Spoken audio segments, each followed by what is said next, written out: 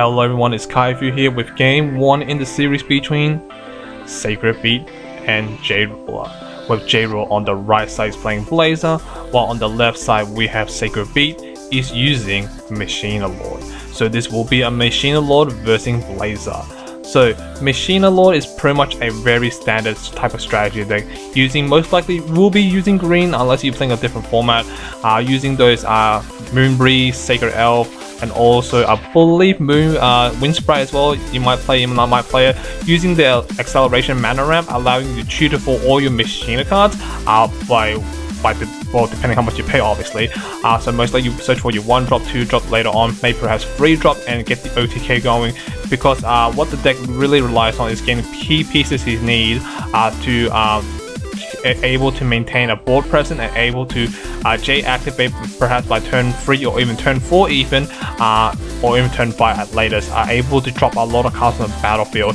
And for each Void Resin on the battlefield, they discount some cards in hand like Machina and also the Beast itself, so allowing him to get the overwhelming feel and obviously gains swiftness as well if you're able to drop Machine and go for the OTK play. So a very common strategy, but however it does get nullified with massive removal spells such as Interdimension Escape and so on. So we do have J-Ruler on the right side is playing Blazer. So this will be a pretty much his basic stone Blazer deck. Now for those who don't know, Blazer has the ability to turn your stone additional with the color red into it, so allowing you to produce red and whatever color that stone does. So pretty much he can go for the route with the Tri-Stone, so pretty much a dual stone and combining it with color red from Blazer. But by the looks of it, he's going with the basic stone strategy, trying to avoid any hook decks, because hook at the moment is quite popular, especially with limit hook decks able to rebound those capital hooks, bouncing all your stone back, and you can't do much from there. And not only that, by looks of it, it seems that J-Ruler is playing a very control-based type of deck, using 1-for-1 removal spells such as Lightning Strike, killing the Moonbreeze, and also Time Space, Bear Magic, and so on. All those goodies allow him to gain the field advantage you need.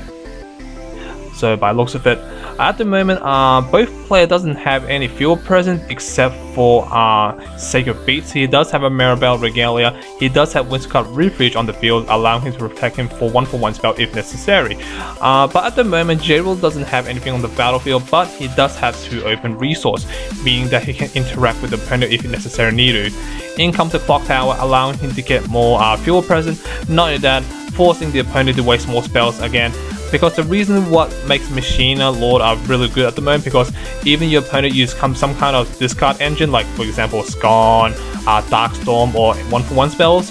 The thing with Machina Lord himself, he can pay for X amount of resource to redraw those cards again to gain this hand advantage.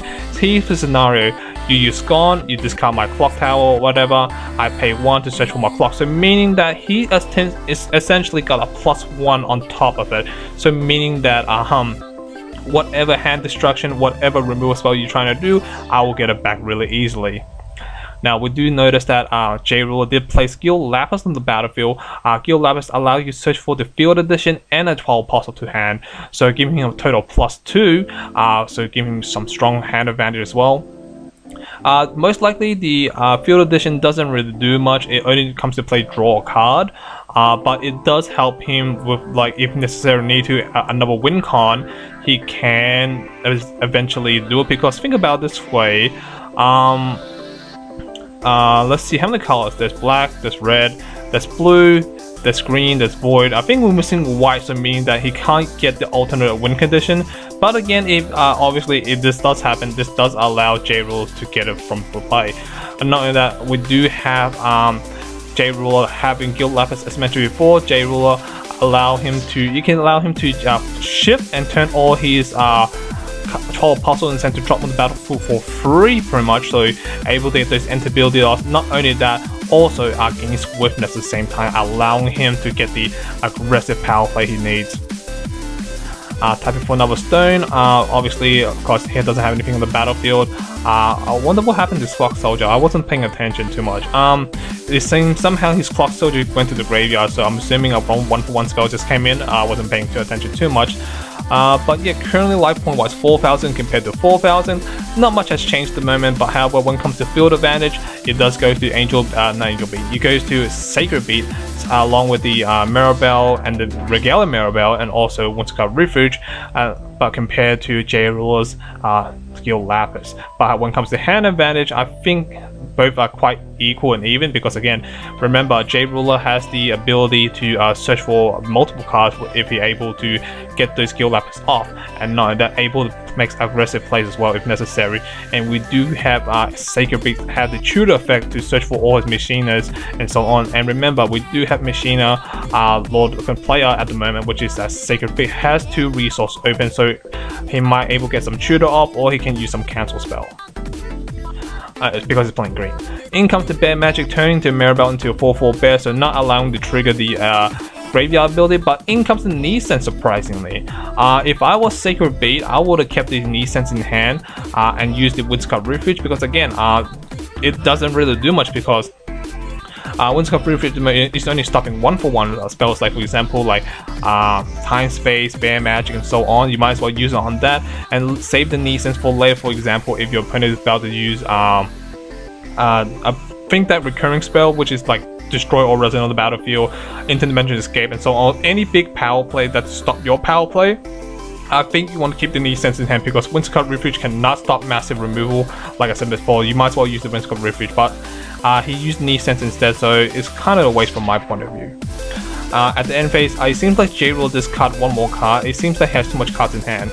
I think the issue at the moment for J Ruler is that he has a lot of hand advantage, but he can't put it on the battlefield. So it indicates to pretty much his Sacred Beat to say that, well, it means that J Ruler has a lot of high cost resonance in his hand, or a lot of interaction spell he doesn't want to really use. So putting him applying the pressure, so it allows Sacred Beast to apply that pressure, saying that, well, if you are going to play on the defensive side, I'm going to play the offensive side, dropping a lot of resin on the battlefield, and even you do 1-for-1 me with like kill spells and so on, I still have the ability to search, so putting myself in a stronger lead than you are.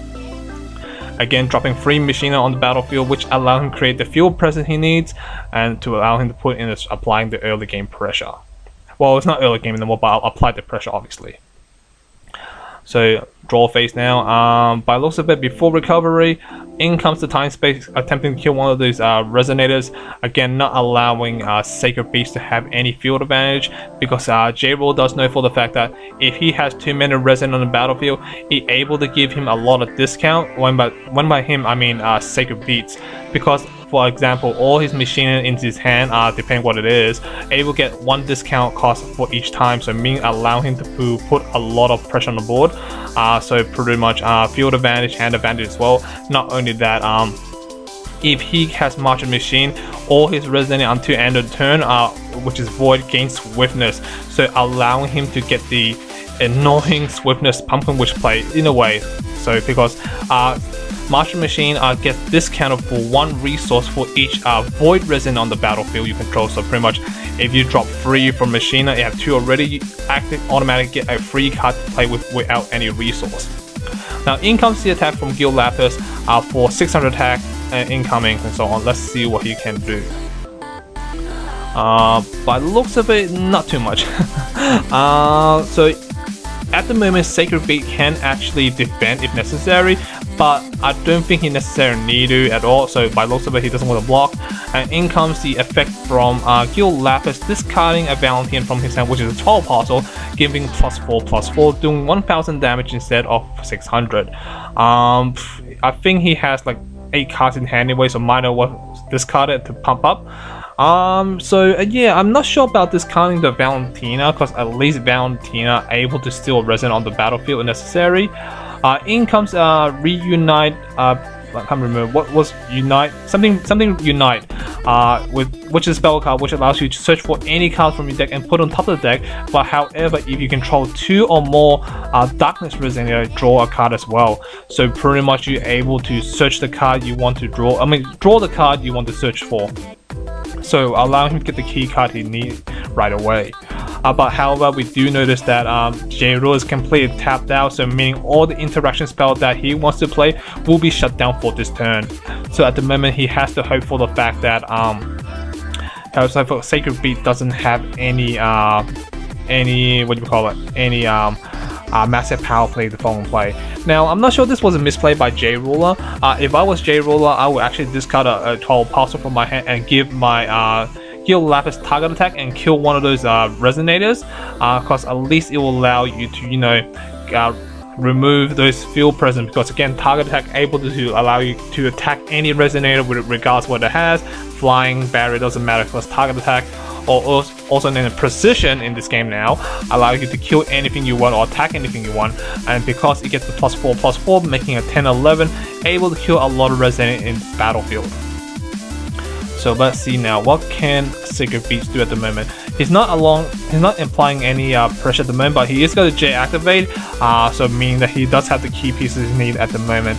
So when this Machine Lord does come to play, he can drop up to 3 resonators or up to 3 additions onto the battlefield, which must be void. So let's see what he drops now. I see a Mirabelle, so he can drop that, and he does have piercing, so which is a ton of damage. By looks of it, yep, dropping a lot of resin on the battlefield and applying the pressure. Looks like he did a misplay from there. He retake that one. He's not supposed to put that one. Dark Machina. Now, Dark Machina allow him to tutor for any void cards from his deck to add to his hand, so he can search for Martyr Machine right now to get the kill off of the mate, because he's taking this opportunity. You know what? You're tapped out. You only have 1 resident to defend with. You cannot withstand this onslaught. All my resident get +3/+3, not in that swiftness as well. If you're able to survive this, he will be very surprised. Not in that he does have the Mirabelle in the graveyard, which can pay us remove from the game, pay 2 resource, and also obviously has 1 more to pay for Mirabelle to become a 10/10 Regalia resonator to attack directly right away, because it does have no longer has Summoning Sickness since he played a while ago. So let's see now. In comes Martian Machine Lord for free, because he does have 6 Void Resonators, so all his machine gains +3/+3 and swiftness. So he comes in massive onslaught at the moment. So everything's going for a massive amount of damage. So not in that we do have one of the Mirabelles has piercing, and is a 12/12 by himself, so putting the +3/+3 is a 15/15 piercer directly. So even General does defend against this piercing damage resonator, the damage will still go through. In comes the damage for 800 damage, because it is flying, so meaning that General cannot defend against that at the moment. So there's a lot more resonant incoming at the moment, so this gotta hurt quite a bit. Mirabelle come in for the 13 damage, for 15 damage, so not looking too good at the moment. That easily can take him down to 1,700 life point. Let's see. By looks of it, he's blocking and discarding, so he's reducing the damage as much as he can. So by looks of it, it's a 411, so he will be taking 400 damage instead of 1,500, or 1,500 should I say, which does put him down to 2,800 life point.